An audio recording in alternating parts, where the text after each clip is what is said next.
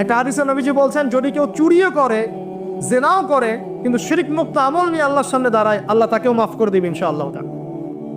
এটাই সেই হাদিসের ব্যাখ্যা। আসলে লা ইলাহা ইল্লাল্লাহ যে ব্যক্তি মন থেকে পড়েছে, কলবের মধ্যে সরিষা দানা পরিমাণ ঈমান আছে, মানে শিরকের পাপ করে নাই, ইনশাআল্লাহ তাআলা আল্লাহ পাক তাকে জান্নাত দিবেন একদিন না একদিন ইনশাআল্লাহ। আল্লাহ পাক তাকে শাস্তি দিতে পারেন, মাফ করাতে পারেন, কিছু আযাব দিয়ে হলেও আল্লাহ পাক তাকে জান্নাতে দিবেন ইনশাআল্লাহ তাআলা। এখন প্রশ্ন হচ্ছে, তাহলে সহিহ বুখারীর এই হাদিসটা কেমন? কোন হাদিস?